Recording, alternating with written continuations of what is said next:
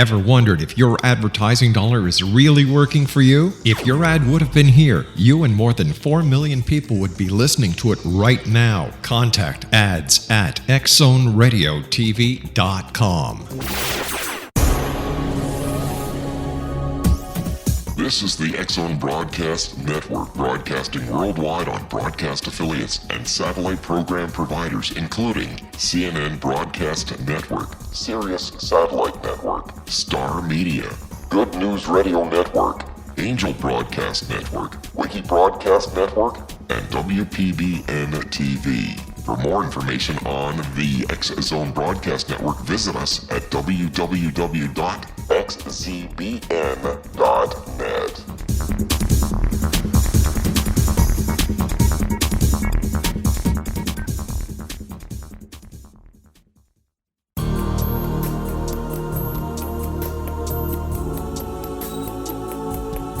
Unwilling to be the government's deadly assassin, gifted psychic Kahara Mitchell went AWOL and ended up buried under rubble in the wake of a great tsunami. She regained consciousness far from Earth on the medical ship of a Daguerrean intergalactic fleet. Has she been rescued or abducted by aliens? The Chalice of Carrie, Kahira O'Donnell's latest paranormal science fiction romance, is the passionate story of an Earth woman and her destined mates, twin kings from another galaxy. Kahara uses her gifts fighting alongside Lords Rom and Ra in a war that will determine the destiny of galaxies. The Chalice of Carrie by Kahira O'Donnell is now available at KahiraO'Donnell.com or at Amazon.com.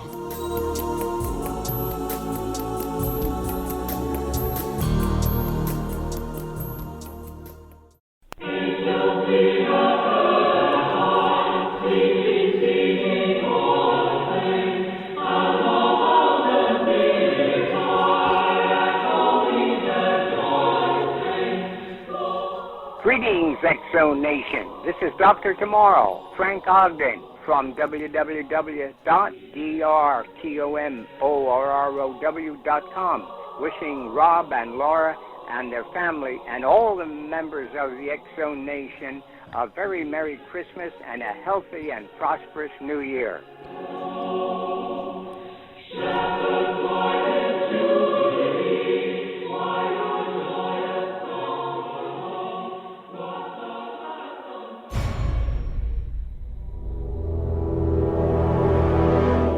The X-Zone radio and TV show is largely an opinion talk show. All opinions, comments, or statements of fact expressed by Rob McConnell's guests are strictly their own and are not to be construed as those of the X-Zone radio and TV show or in any manner endorsed by Rob McConnell, Relmar McConnell Media Company, Talkstar Radio Network, its affiliated stations, or employees.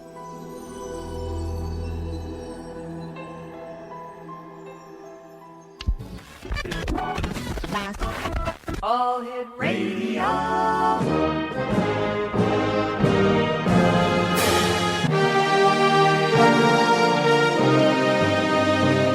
Welcome to the X-Zone, a place where fact is fiction and fiction is reality. Now, here's your host, Rob McConnell.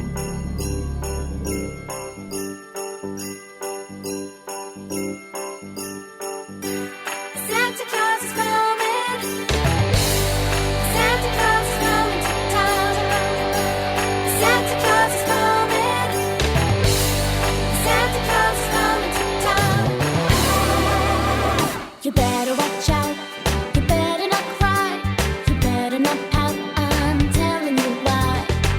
Santa Claus is coming to town. Santa Claus is coming to town. Santa Claus is coming to town.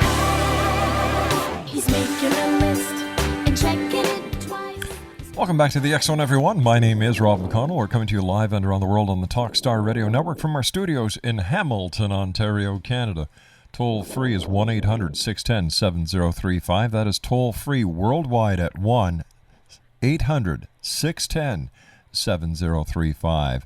Our email address, xzone@xzoneradiotv.com. On MSN Messenger, xzoneradiotv@hotmail.com. And our one simple email address now, website, what is it? www.xzoneradiotv.com.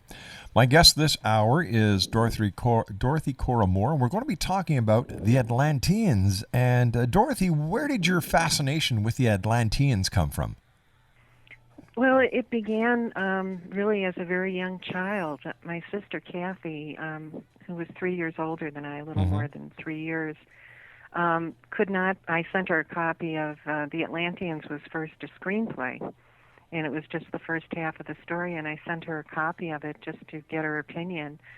And she called me and she said, I can't believe you wrote this story. And I said, why? And she said, because when you were a really little kid, she said, I mean, even before you started school, you used to go on and on and on telling people about Atlantis. And she said, you were so little and so cute, everybody would just laugh. And she said, and at first you actually called it Atlas, and we didn't even know what you were talking about. She said, but in the second grade you read one of my books on Edgar Cayce. And she said, and that's when we learned you were talking about Atlantis. And, you know, that's her memory. It's not my memory. So anyway, I guess it started very early that I told people I was going to write a story about it one day.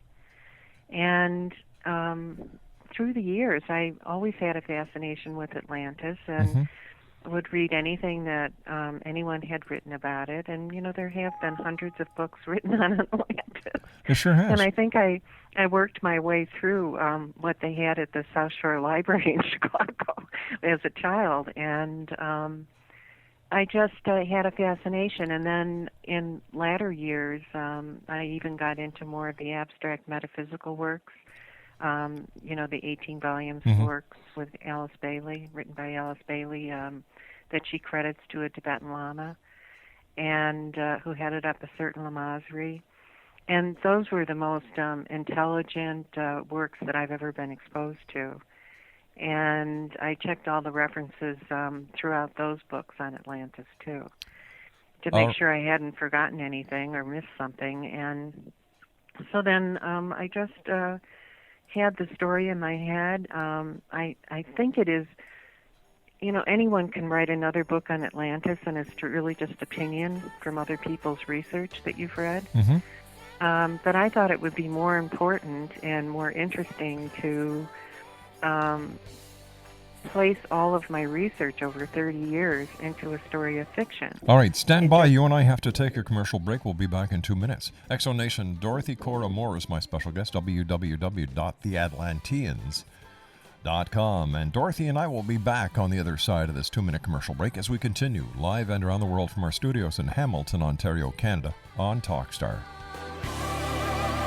He's making a list and checking it twice. He's gonna find out who's naughty or nice. Santa Claus coming to town. Santa Claus coming to town. Santa Claus is coming to town.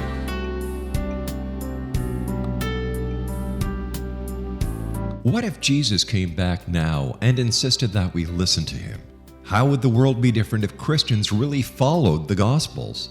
For 2,000 years, we've been practicing a religion. Now it's finally time to get it right. Read Liberating Jesus, new from Roberta Grimes. Meet the Jesus you never knew. Roberta uses afterlife evidence and biblical analysis to prove that Jesus is exactly right. Learning the lessons that he came to teach is the reason we are born at all. Roberta says he has come back now to insist that we actually listen to him so we can begin to use his teachings to unite and transform the world. Liberating Jesus on Amazon, October 1st, and then wherever books are sold. Jesus has the answers, and it's not too late. Roberta blogs and answers questions at robertagrimes.com.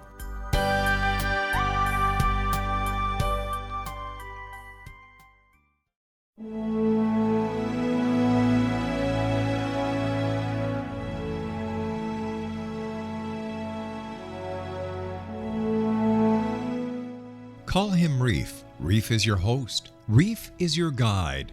Are you happy? Happiness is like trying to find water in the desert. Can you find any? Sometimes, sure, but only a few drops. God is an ocean of joy, but God is not cheap. You cannot find God in a chemical. You must attract God's attention. How? Not by living to please your senses. That is false ego. The Matrix is not real. It is a computer-enhanced hallucination. You are spirit soul, not the body. We have forgotten how splendid our home really is, the spiritual sky. For more information, visit rishasongofblue.com. That's www.reessongofblue.com.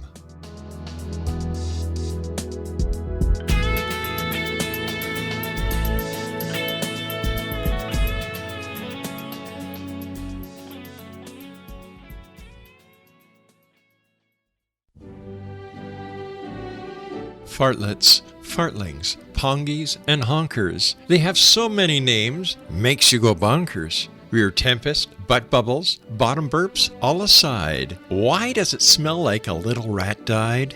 Hail the fart, whenever, wherever, whoever. Its existence actually enriches our lives because it gives us those unforgettable moments that we can all recall again and again that are always good for yet another laugh. A new expose on farting. Get your copy of The Endearing Fart by Eileen Dover at www.theendearingfart.com.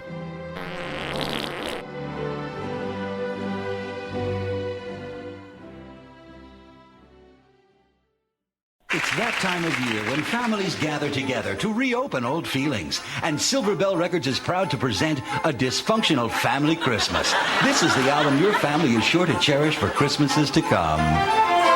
Christmas time, you force a smile. Everyone is joining in the group denial. Folks behaving infantile. Family Christmas time. Hit after dysfunctional hit. Songs like The Almost Perfect Christmas. Dinner is perfect, the presents are perfect, the tree in the parlor's a perfect one. Then your brother yells at your mother. Christmas is ruined for everyone. Yet timeless favorites like Someday I'll Get Christmas Right. I've got my drinking under control for the holidays. Peace on Earth Where? And the Daughter's Song. Presents and wrapping paper, ribbons and bows and all that stuff. Why do we even bother? Nothing we give you is good enough. And this country Christmas classic. Every Christmas when you got drunk, I told the children you were not drunk. And I said, Tommy, you're not being bad. It's just that Christmas makes your mommy mad. You'll get Can't You Let It Drop, It's Christmas. What I Want, You Can't Buy Me. Fruitcake and Shame. And Why Am I the Only One Who Knows What Christmas Really Means? And many more. Underneath the mistletoe, it's a 2x2 jingle bell world. And underneath all those extra pounds is a very pretty girl. Daddy's nose is red and runny. Daddy's voice is gruff and funny. And the only words I can understand are God and Him and Christmas. Just imagine 24 timeless standards, including the classic Carol of Intimacy. Leave me alone, please go away. I'm doing fine, just get away. Leave me alone, please go away. I'm doing fine, just get away. Leave me alone, please go away. I'm doing fine, just get away. To order, call 1-800-GET-HELP today. Operators are standing by. Oh, one of my favorite Christmas commercials, and no, you can't buy it here at the X Zone, but our toll-free number is 1-800-610-7035. Email xzone at xzoneradiotv.com. You can always chat with me here online while we're doing the show at, well, this is the MSN message address, xzoneradiotv at hotmail.com, and our website, www.xzoneradiotv.com. We're talking about Atlantis, that fabled, or is it a real continent that, like other great civilizations in our past, have gone into oblivion, but yet they're always discovered? So tell me, Dorothy, what do you think happened to Atlantis, and why has no one found any hard evidence to support its existence yet? I really think in my heart, that Atlantis' demise occurred right where we are now. It was the end of a 25,000-year cycle of 12 ages, going from the Piscean age into the Aquarian age. And just like we are being faced with some earth changes, I think they were too. And also, I think that something happened where the stability of the planet was compromised, maybe like what they're doing in CERN, Switzerland. All right, with the trying to recreate a black hole. Yeah, they're messing around with powers and energies, which is not something that can be done in a laboratory. They're taking tremendous amounts of energy and trying to focus it, and I think that that's a huge mistake. So they're trying to play God. They're trying to play God, and they're certainly not gods. And I think that that happened on Atlantis. That is part of the story. And I think if you have something important to warn people about or to tell or to impart, write a story, tell a story, and people will listen. And if you want to tell the truth, you have to write fiction. And that's what I did in the Atlanteans. But I tried to place this in the warning about this in what I hope is an entertaining story. And the Atlanteans was very well received, and it received, my publisher said I was the only author that ever received a 5-star review from Forward Magazine, which is on books and only books. It's kind of like Architectural Digest. Oh, yeah. And I think that the story is working, but what's inside the story is what's really important, because it's laced with prophecy. It is laced with the ageless wisdom teachings. And I present this in a story that even men like, because the two main characters are best friends from Harvard. One is a lawyer, the other is a doctor. And their names are, Teddy Townsend is the attorney. He's kind of tall, blonde, handsome, comes from a very wealthy Bostonian family, was an only child, lived in a big house, but no one was ever home. And then his best friend and roommate at Harvard, Ryan Stewart, came from a very poor Irish Catholic family on the south side of Chicago. He's tall, slender, dark, quick. And the story opens when they decide to enter Teddy's 52-foot racing yacht in the Nassau, Bahamas race out of Miami. And some things happen. A storm overtakes them, and one of the ancient Atlantean magicians, Polaris, takes them back and shows them who they were and what happened the last few weeks of Atlantis' existence. So within the Atlanteans is the book is like 441 pages, and within it is a 100-page Atlantean sequence. So there's a story within a story. And the Atlantean story is really the story of the three ruling magi of Atlantis, and one began misusing his gift and changed the destiny of all their civilization. And Teddy Townsend and Ryan Stewart are students in the mystery school, the Temple School of Atlantis, and they experience the last few weeks and what happened. And so a lot of that is revealed. And then when their weather-torn yacht returns to the Miami harbor, and they're catching their flight back to Chicago, which is where Ryan is from and where Teddy now lives with his family, they see pictured on the front page of the Miami paper Merrick, the magician who is responsible for the demise of Atlantis, walking up the steps of the White House with the president. And the caption reads that there's an international group of financiers and businessmen meeting at the White House today about the worldwide economic crisis. I have to ask you this. With all the talk about Atlantis and no one really coming up with any answers, why has this myth lived on? It lives on because it's in the memory of the people who live there. And there's an old I have at the very opening of the Atlanteans a very short prophecy. It's not even one page, that it talks about in the mystery schools of, and I want to say that I think that America, as it originally was intended, included all of Canada. We are really like first cousins to each other. There are no other people in the world who have more in common than the Americans and the Canadians. But wait a second, hold on here. Let's go back into history. Mm-hmm. That the Americans and the Canadians were not originally from the United States or Canada. We're immigrants. We're from the western parts of Europe. We invaded this country. In fact, we were terrorists, if you want to look way back when and use the analogy of today. Not the original people, though. Sure. My family was here in the 1600s. They were Dutch. Mm-hmm. And they lived on Long Island. I know. And I understand that. that. With the Indians. I understand that. So did the Canadians, who became. But you see, history will prove to you that because of the white man or the Europeans coming over here, nearly 30 million Native Americans and Native Canadians died. If that's not biological warfare or a terrorist attack, I don't know what is. Well, my family traded with the Indians. Mm-hmm. The Dutch of Long Island traded for furs. Right. And they had a wonderful relationship with the I understand that, but your family history is not that of Native American or Native Canadian, which means that, you know what?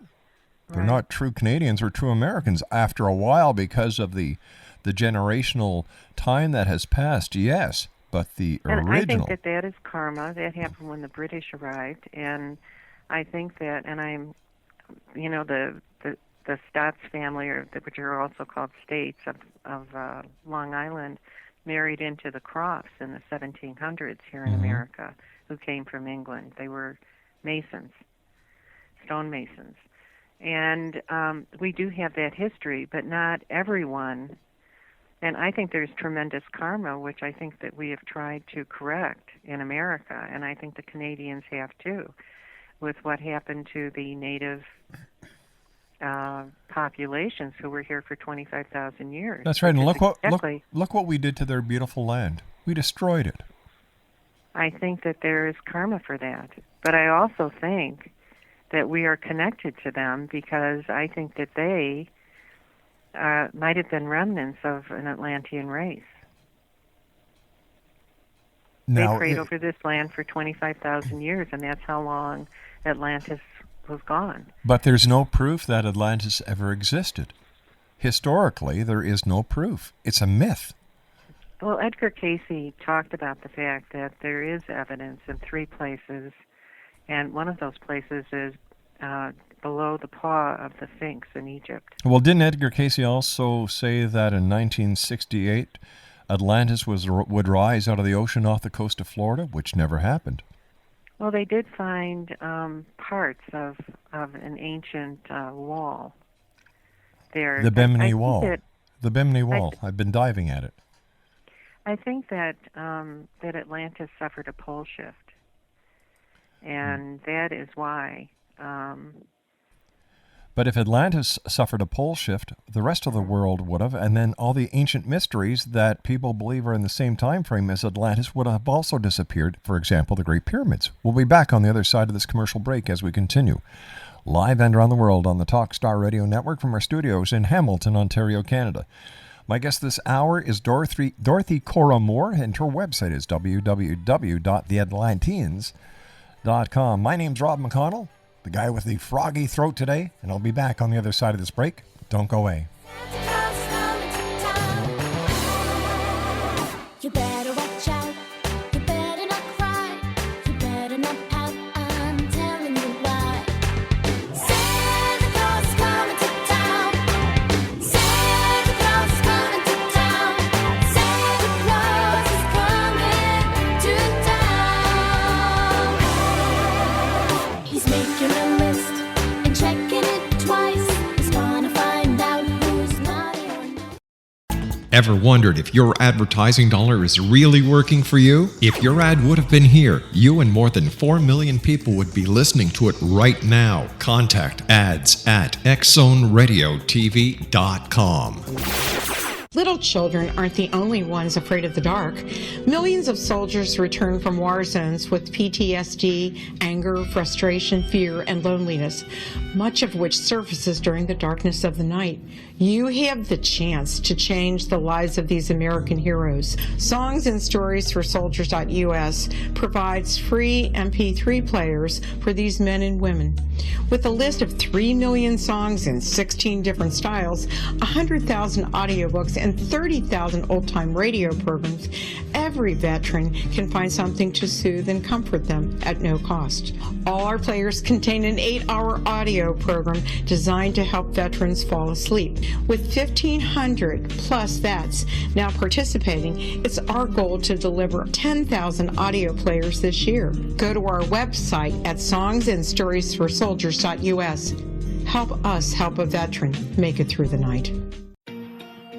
Wouldn't you love to know the secret to everything? Well then, meet Dr. Kimberly McGeorge and her cutting-edge breakthrough knowledge that combines science with possibility. Dr. Kimberly brings real-life answers and healing to those open to alternative solutions. She teaches solution-based programs and classes that will change all areas of your life forever. Specializing in conscious creation, intuitive readings, and energy medicine, you can rapidly shift health, relationships, business, and money and abundance challenges quickly. Receive her best-selling book, Secret to Everything, at no cost by going to secrettoeverything.com/X-Zone. That's right, transformation can start now. Just go to secrettoeverything.com/X-Zone and receive Dr. Kimberly's book for free.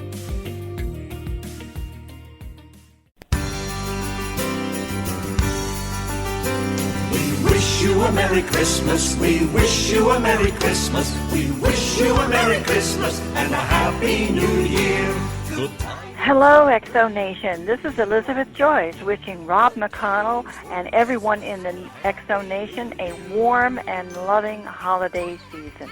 Blessings to all.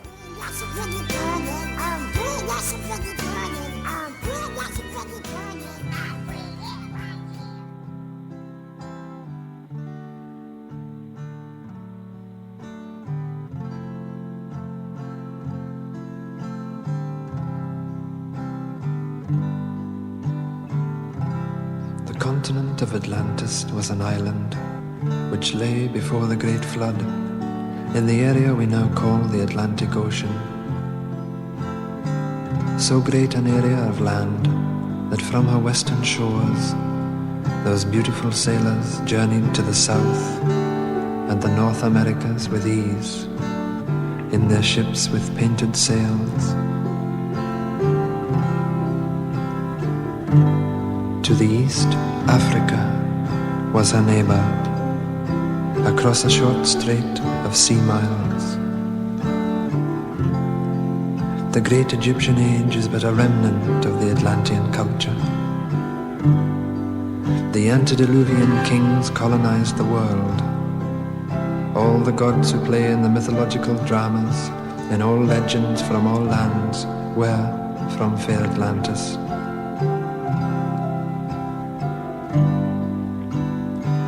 Knowing her fate, Atlantis sent out ships to all corners of the earth. On board were the 12. The poet, the physician, the farmer, the scientist, the magician, and the other so-called gods of our legends, though gods they were. And as the elders of our time choose to remain blind, let us rejoice and let us sing and dance and ring in the new. Hail Atlantis! Way down below the ocean, where I wanna be, she may be. Way down. Welcome back, everyone. Dorothy Cora Moor is our very special guest. We're talking about the Atlanteans. Her website is www.atlanteans.com. theatlanteans.com. www.theatlanteans.com. Dorothy, I want to thank you so much for joining us tonight. It's always a pleasure talking to you because you have got to be one of the leading experts that we've ever had on the show when it comes to Atlantis.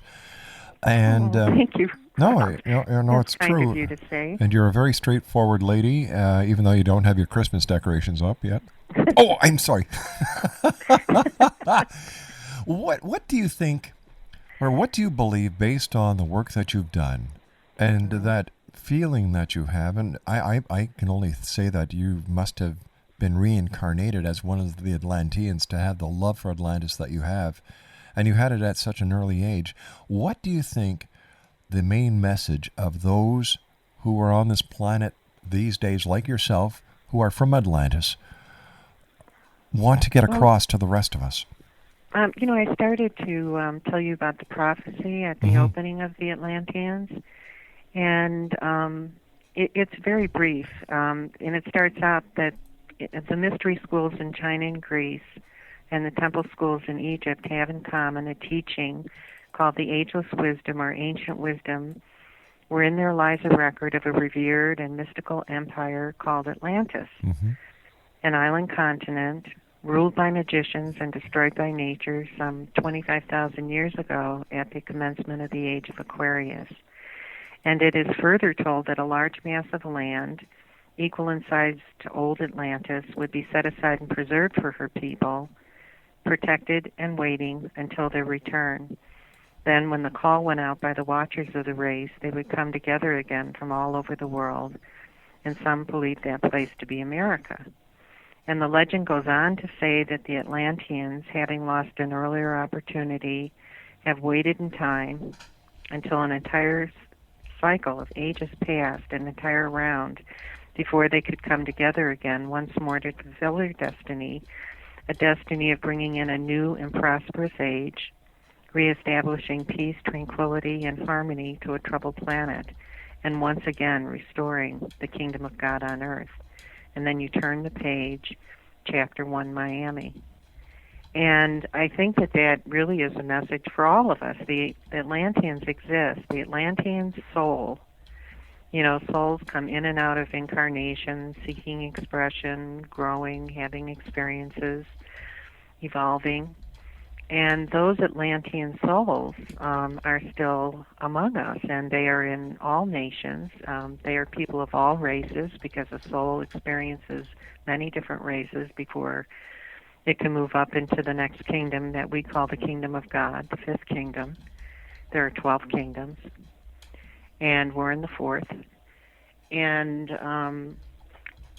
I think that many of us are trying to, in whatever way we can, to tell a story about, number one, there are warnings about this. The Hopi Indians have wonderful traditions, ancient, that are exactly like the Mayan. They're the same traditions, the same oral record that the Mayans had. And Edgar Cayce, and they're warning us now about this time too, because they remember having experienced it before, of the earth changes. And when there's a pole shift, not everything goes down. Some things come up, some things go down. It's just that the North and South poles change on the planet.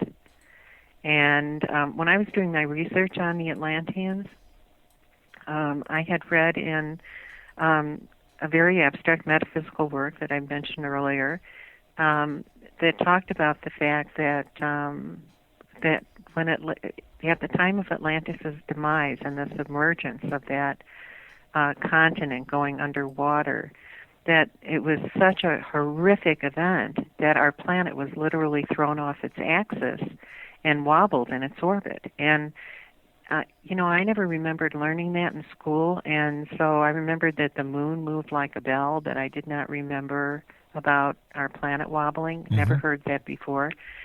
And so I called the planetarium. I was writing the screenplay then. Right. I called the planetarium. I was living in Los Angeles and Griffith Observatory, and I talked to one of the scientists It's a wonderful place, yeah. Pardon me? I said it's a wonderful place, the Griffith. Right. And I talked to one of the scientists there, and told him I was writing a story and that I had come across some information. It was just one line, but I wanted to make sure it was correct. And he said, well, we do have a lot of evidence around that time, around 25,000 years ago, of tremendous floods. He said, I can't say that it was Atlantis. He said that there were tremendous floods.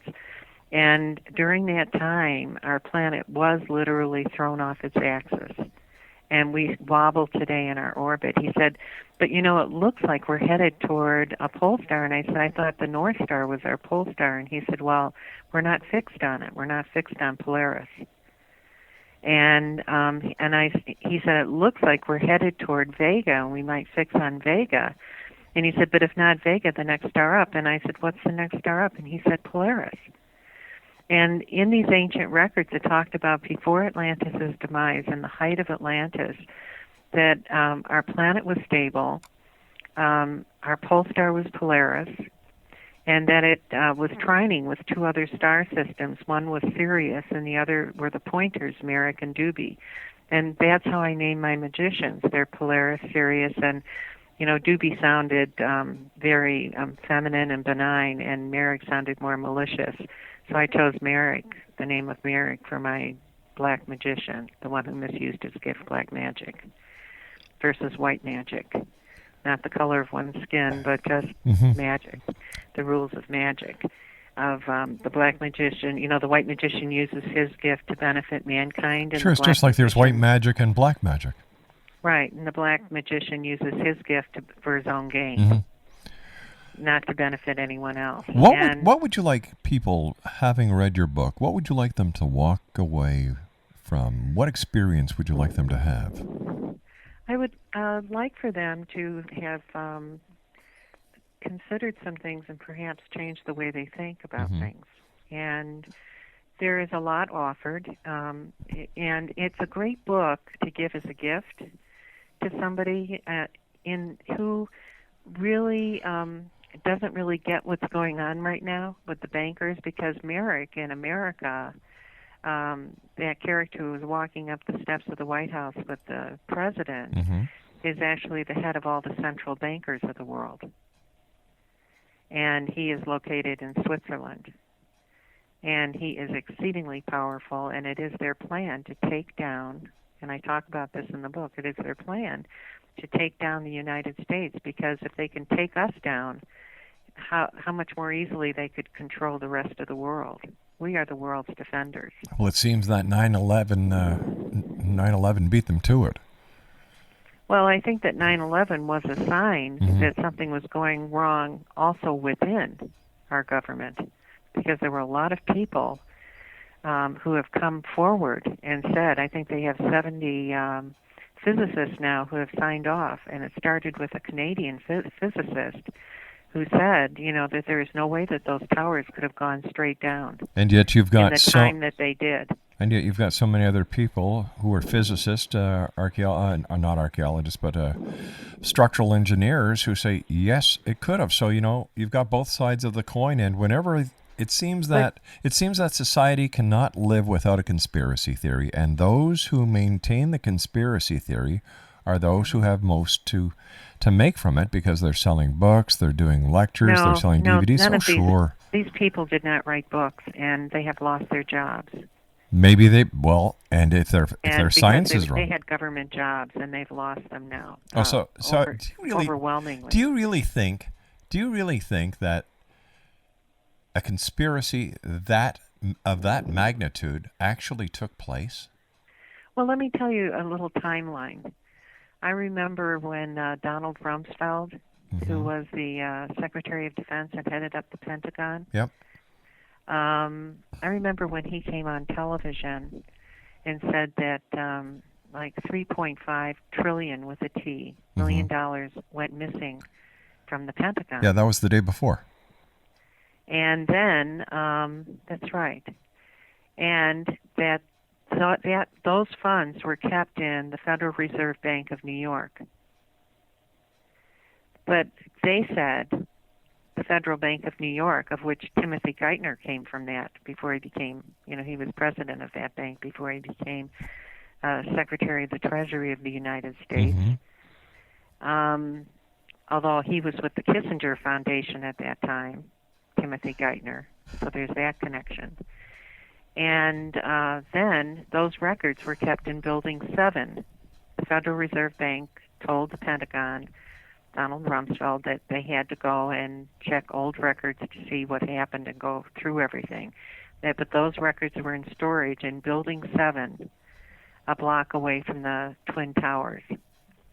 Now, Building 7, when the towers were hit, and there are pilots who have said, pilots who were test pilots have said that they would have had trouble sending those planes right into those buildings the way at that altitude and coming in and on one try, unless there was a GPS system guiding them there. Why? The buildings are large. They stick up like two sore thumbs. How could a pilot not? I'm not a pilot. I'm just telling you what the pilots have said. But does that make sense to you? Does that make sense to you when you've got the two tallest buildings and a pilot says they cannot fly into it? I think that's a bunch of bunk.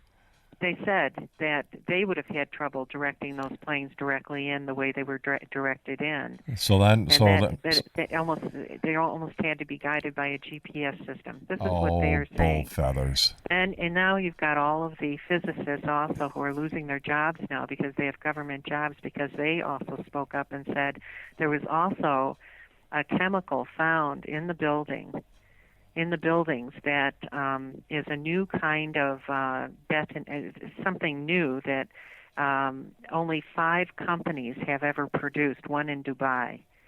And so they have that trace. Are you talking about thermite? Building, the towers were shut down. Everybody had to leave the building, which had never had happened before. Right before that incident, they said there was a security check, and that's when it could have been planted on the floors. And right where they only needed to do it in the stairwells. If that's the case, if they would have done it in the stairwells, which are in the center of the building, not at the perimeter of the building, the explosions that people say they saw would not have been visible. See, there's too many inconsistencies, and I believe, and my theory, hello, could have been from the building coming down. My theory is that the people who got fired from the government were fired because they were talking about the government and they were spinning a conspiracy theory. And if they would have had the proof, as soon as they got fired, they could have gone hog wild, but they didn't. Okay, Rob, give me an explanation for this. No debris and no plane hit Building 7, but Building 7 went straight down, and it was a block away. All right, here's the question then. If the entire scenario of killing 3,000 Americans, bringing down 2 towers was to bring down building number 7, why didn't they just bomb building number 7? It doesn't make sense. The entire story does not make sense because it would have taken millions of people to be part of this conspiracy. There's always a cover story. There's always something else happening to distract people. Come on. I don't buy the conspiracy theory one bit. You don't have to. It didn't happen to you. What happened to me is I lost a cousin in that building. What do you mean it didn't happen to me? It did affect me at a very personal level. Well, I'm sorry I didn't know that. We all have known people who have. I think that's a tremendous tragedy, and it's better perhaps for you to think that it was an accident because of having lost someone you loved so much. No, it's not thinking. It's not thinking. It's being realistic and not having to blame the government for all my own problems. We don't have to agree on this at all. And we're not going to, believe me. Okay, then that's We've fine. got to take a commercial break. We'll be back on the other side as the X Zone continues. Live and around the world from our studios in Hamilton, Ontario, Canada. We'll be back, X Zone Nation, with the news. The news from the weird is up next here on the X Zone.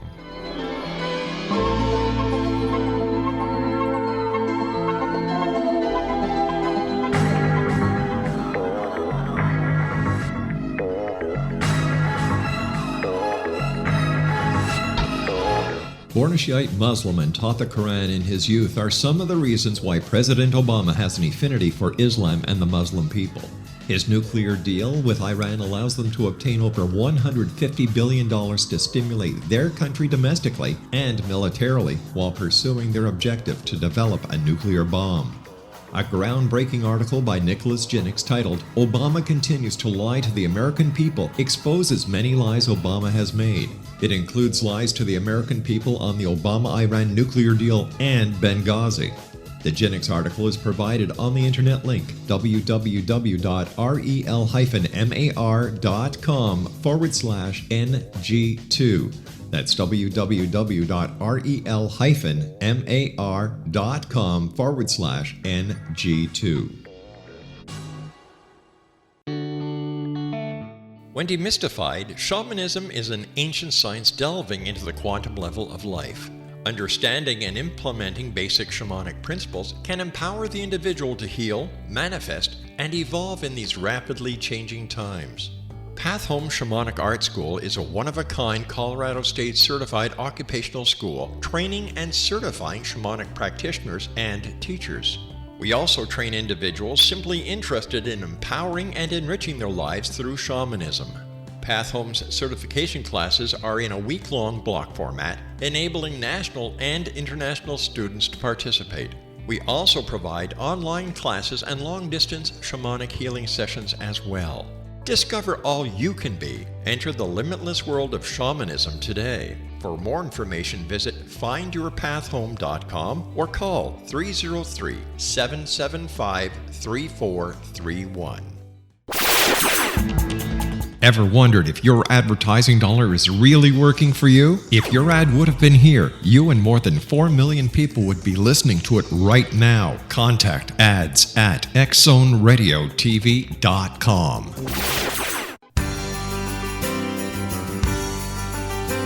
We wish you a Merry Christmas. We wish you a Merry Christmas. We wish you a Merry Christmas and a Happy New Year.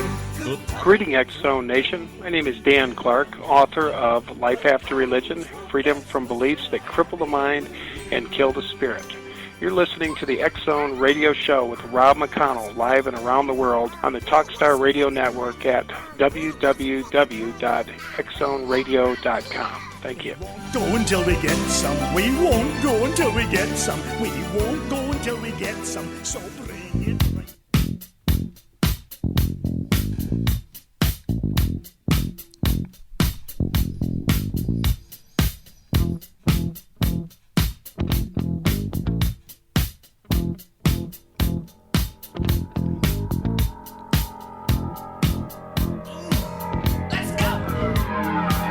Walks further down the street with the brim pulled way down low.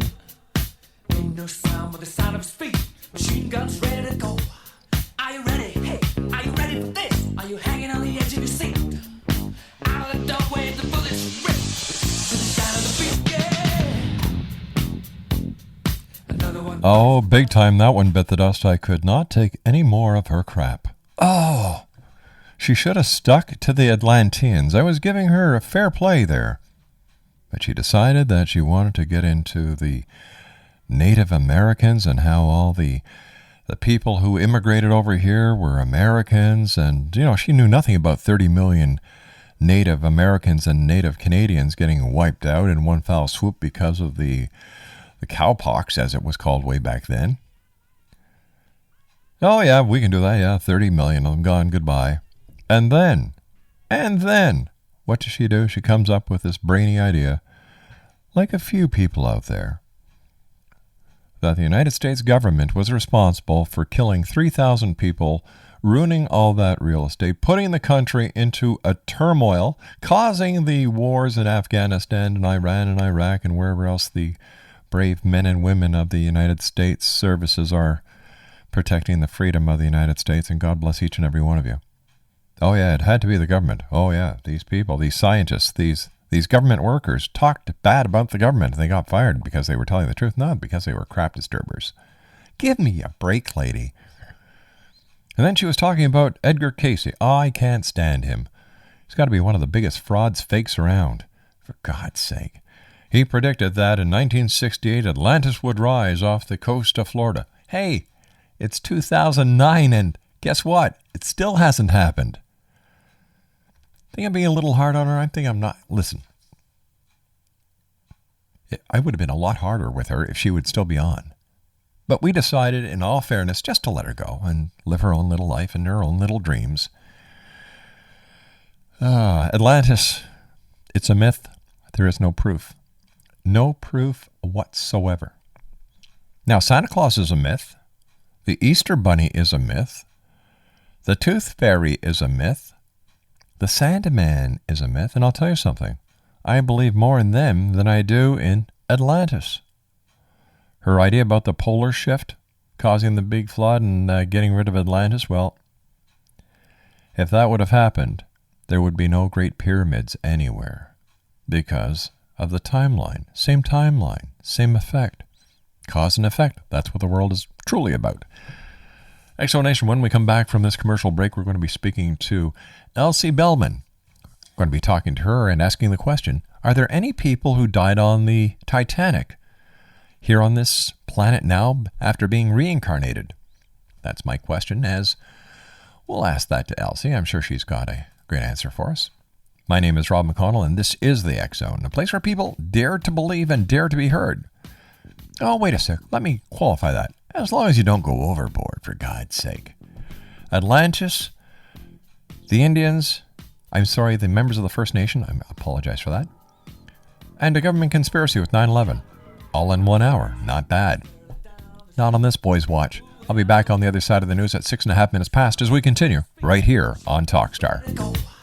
Are you ready? Hey, are you ready for this? Are you hanging on the edge of your seat? Out of the doorway, the